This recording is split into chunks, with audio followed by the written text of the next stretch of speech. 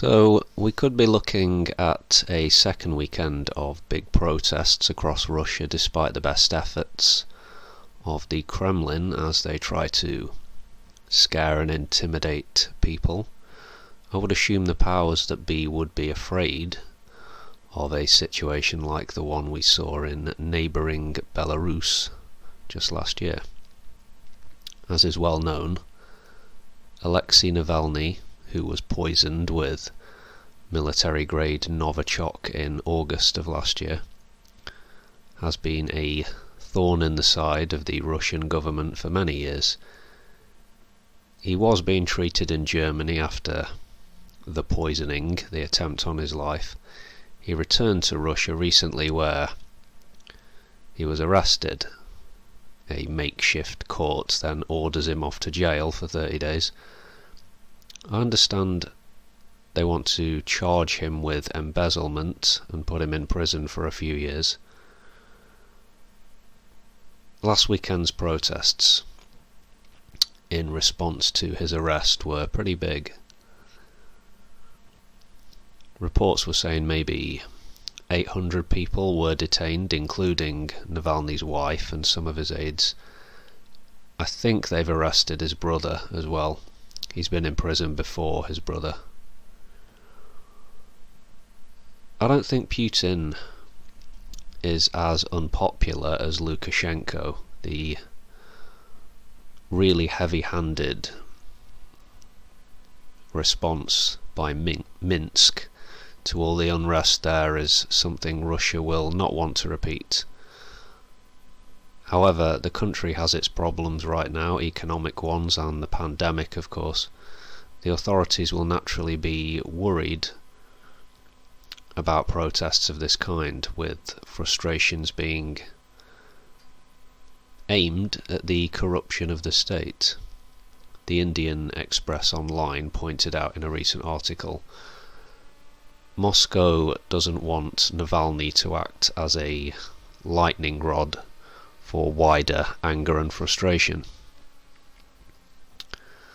Maria Pevchik, who runs Navalny's Anti-Corruption Foundation's investigative unit, I'm sure she is hugely popular with Mr. Putin and Dmitry Medvedev.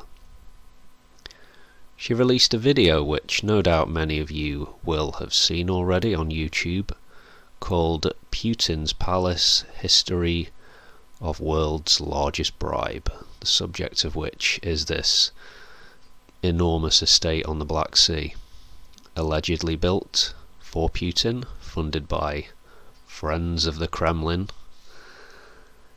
Yeah, it's worth about £1 billion, with its own no-fly zone. Doesn't sound dodgy at all. What's all the fuss about? Yeah, I'll link that video below anyway.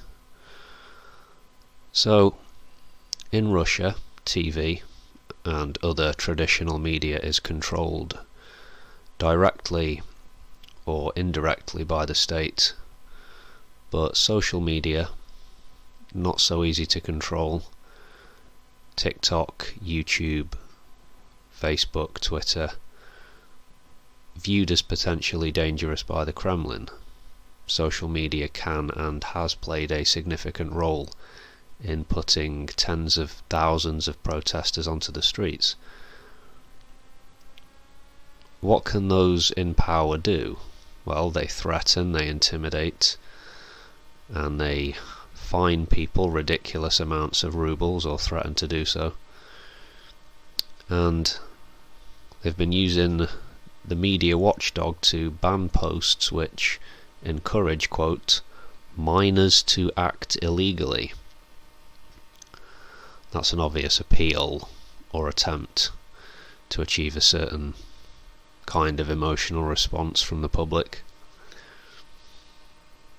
But the fact that the Russian president himself has spoken out about social media companies by saying, quote, that they're competing with the state, that shows how concerned the establishment is, and they should be. That video, released less than 2 weeks ago, it has over 100 million views. Most of these views are coming from inside Russia. State propaganda is looking to do damage control and counter the claims that have been made, but it's out there. Millions of Russians have seen it. What next? Perhaps strange bedfellows coming together, united by opposition to Putin, but not much else, politically speaking. Difficult to see which way the wind is going to blow.